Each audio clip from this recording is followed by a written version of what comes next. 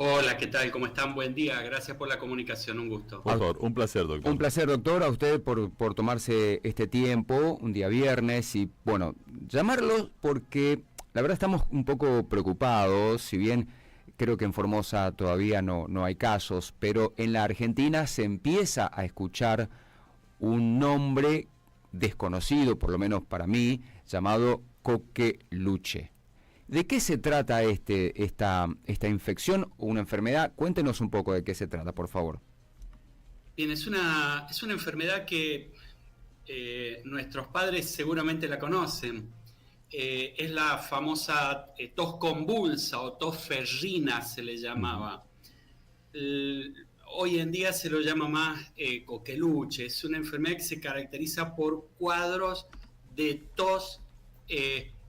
Se lo llama así vulgarmente tos tipo perro, porque es una tos seca que produce una especie de ronquido y pequeños sonidos de los pulmones muy característica, y produce una tos muy intensa, extremadamente intensa. Era una enfermedad que teníamos prácticamente erradicada de la Argentina. Bien.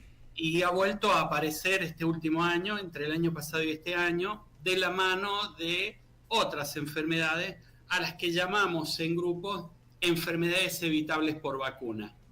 Y aquí hay un fenómeno que nos tiene que empezar a llamar la atención, porque es de preocupación. Estas enfermedades tienen una tasa de letalidad bastante alta, no son enfermedades inocuas, no pasan así porque sí, necesitan tratamientos. Hay veces que los tratamientos en este caso tienen que ser de varios antibióticos combinados, lleva mucho tiempo, producen gran cantidad de contagio porque se contagia igual que el COVID, a través de las gotitas de flujé, de la respiración, también del contacto, y son extremadamente contagiosas y afecta generalmente a los niños y a los adolescentes. De hecho, hay un fenómeno este último año que se llama adolescentes tosedores, que tiene que ver un poco con la coqueluche y con la tuberculosis. Son las dos enfermedades que están produciendo estos cuadros de tos. Y tenemos un aumento de aproximadamente el 150% de casos con respecto a años anteriores, ¿no? De modo que es una enfermedad compleja, que hay que empezar a tenerla en cuenta. Y yo creo que reaparece de algún modo de la mano de estos movimientos que se han puesto hoy en día de moda, que son los movimientos antivacuna. Gente tremendamente ignorante, que no entiende absolutamente nada de nada y que se opone por oponerse. Al bajar las tasas de vacunación, hasta hace 3 o 4 años atrás, previo al fenómeno de la pandemia, en la Argentina la adherencia y las tasas de vacunación en general superaban el 80%, en algunos casos llegaba al 95% para algunas vacunas. El año pasado tuvimos la tasa de vacunación de cobertura fue más o menos el 56% y este año ha caído al 46%. Es decir, que sigue en descenso. ¿Qué quiere decir eso? Que tenemos más de la mitad de los niños, el 54% de los niños y adolescentes sin calendario de vacunación completo. Al no tener la vacuna, reaparecen estas enfermedades que las teníamos totalmente controladas, ¿no? Claro, Está la coqueluche. Ahora, doctor, con respecto a la aparición de la tos convulsa y otras enfermedades que parecían erradicadas y vuelven a reeditarse, parece, ¿no?, en estos tiempos. La erradicación de la tos convulsa o de la coqueluche, que usted dice, ¿se produjo por efectos de la vacunación o simplemente el virus desapareció porque ya la gente no se contagiaba? Bueno, el primer fenómeno que ocurre es que la vacuna genera una inmunidad colectiva y a partir de allí la gente, si bien se contagia, no desarrolla la enfermedad. Es decir, porque la vacuna no evita el contagio de la enfermedad, lo que sí evita es que se produzca la enfermedad, porque ni bien ingresan estas bacterias, en el caso de la coqueluche es una bacteria, en el caso del COVID era un virus. Cuando ingresan, los anticuerpos atacan inmediatamente y no tengo ni carga viral ni carga bacteriana o cantidad de bacterias suficiente como para contagiar a los demás. Entonces el efecto secundario de la vacunación es que no termino produciendo estos contagios masivos. Como elimino la cadena de contagio, son enfermedades que prácticamente desaparecen, se erradican, como por ejemplo el sarampión. No teníamos casos desde el año 2000, es decir, hacía 25 años que no teníamos un brote como el que hemos tenido este año. Sí. Hay casos en todas las provincias prácticamente denunciados. Tenemos, por ejemplo, las paperas, las parotiditis. Hacía 40 años que no teníamos un brote como el que estamos teniendo ahora, y la tos convulsa empieza a producir más o menos el mismo fenómeno. Dentro de otras enfermedades, están prácticamente todas las enfermedades evitables por vacuna, están todas en aumento en este momento, y un poco el efecto de las vacunas es que no se produzcan estos contagios, ¿no? Cuando uno vacuna masivamente, no se desarrollan las enfermedades, por lo que la persona deja de contagiar. Doctor, ahora, ¿por qué cree que está pasando aparte de los antivacunas esto? ¿También tiene que ver un poco la responsabilidad por parte de los gobiernos que directamente no informan a la gente, no incentivan a la vacunación? ¿Esto le compete a los gobiernos provinciales o le compete directamente al nacional? Es una responsabilidad 100% nacional esto. Y no es que le compete, es responsabilidad. Es responsabilidad, perfecto. Sí. A ver, hasta hace 2 años atrás nosotros veíamos en todos los medios propaganda oficial del Ministerio de Salud de la Nación que decía: lleva a tu chico a vacunar, las vacunas están, no te olvides, el sarampión es una enfermedad, el coqueluche es una enfermedad, la tenemos erradicada. Ese tipo de campañas desaparecieron. Pero no solo que desaparecieron, se retira el Estado de allí, sino que hemos tenido mensajes muy peligrosos de autoridades de la Nación, incluso del mismo presidente, sentando algunas dudas sobre las vacunas. Recuerdo el año pasado con el tema del dengue, que decían que ni siquiera estaban probadas las vacunas del dengue, cuando hace más de 10 años que están probadas y aprobadas. Claro. Entonces, cuando se bajan ese tipo de mensajes, y es un presidente, un ministro de salud, estuvo acá hace 3 meses atrás el secretario de Salud de Estados Unidos, y dijo que iban a trabajar junto con la Argentina para que las próximas vacunas que se ingresen a los calendarios sean seguras. Cuando te bajan ese mensaje, el mensaje es: las vacunas que tenemos no son seguras. No son seguras. Claro. Entonces, y eso va quedando. Pero además uno ve en los medios gente que sale a hablar en contra de las vacunas y aparecen con videos con cucharitas que se pegan en los hombros. Digo, no, gente, si eso ocurriera, si tuviésemos una vacuna que genera imán en el cuerpo, estaríamos frente al descubrimiento más grande de la historia de la humanidad. Estaríamos logrando magnetizar el cuerpo humano, cosa que sería motivo de varios premios Nobel.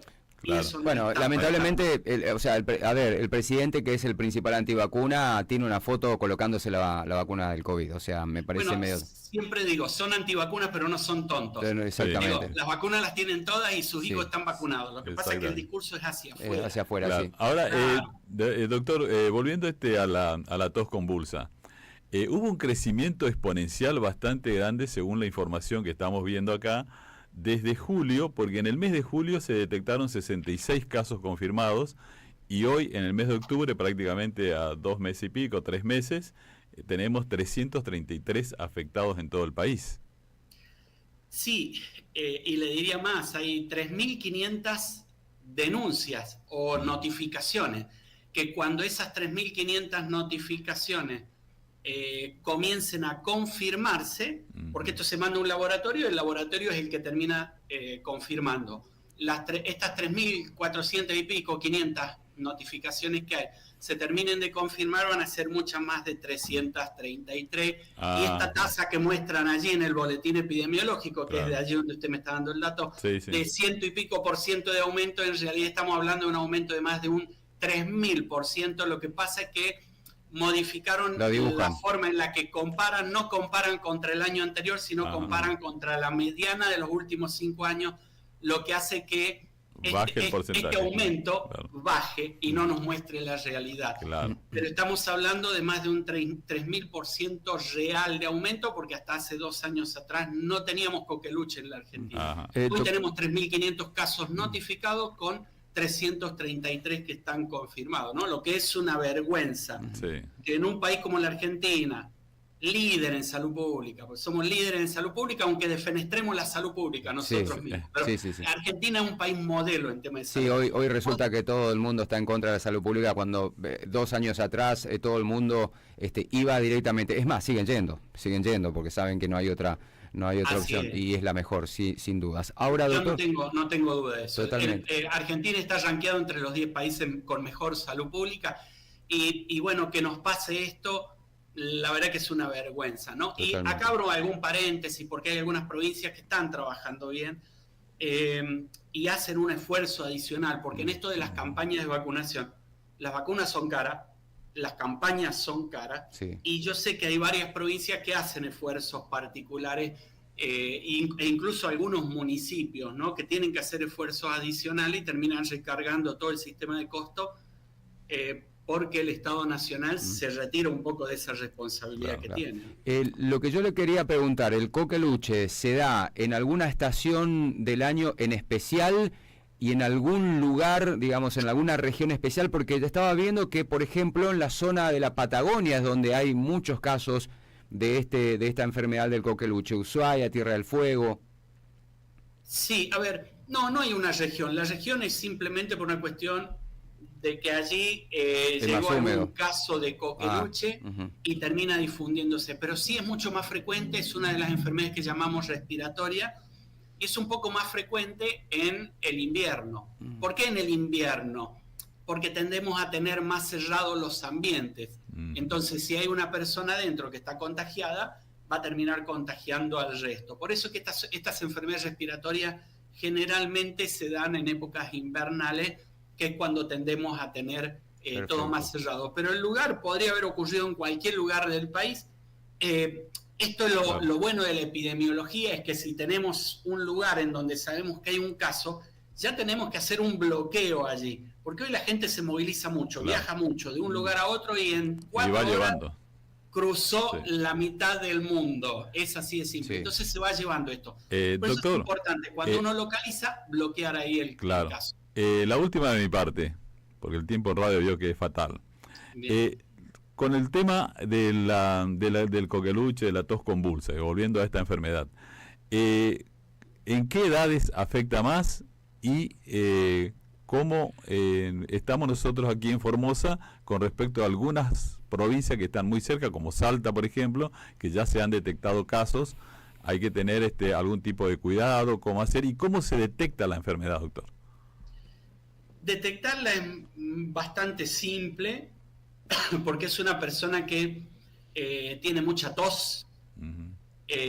Se hacen test para detectar las bacterias, se hacen cultivos y después de un tiempo que progresan esos cultivos se pueden observar las bacterias. Pero clínicamente cualquier médico puede detectar la enfermedad a partir de la sintomatología, ¿no? Que es malestar general, dolor de cabeza, fiebre y tos, esa tos característica.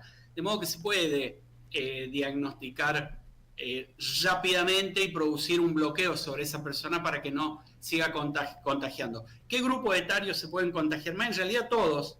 Lo que pasa es que los mayores estamos vacunados. Entonces es mucho más difícil que se produzca el contagio o el desarrollo de la enfermedad en los mayores. Acá el problema lo están teniendo los niños y los adolescentes que no están vacunados. Hay un refuerzo que se coloca para esta enfermedad, que es a los 11 años, y no se está colocando. Y me parece que allí es en donde hay que trabajar un poquito más. Y con el sistema de salud formoseño, la verdad que yo siempre es uno de los que admiro, ¿no? Formosa, Misiones, San Juan, Mendoza, son sistemas de salud que yo los tomo como ejemplo porque reaccionan muy bien ante este tipo de situaciones que son las epidemiológicas.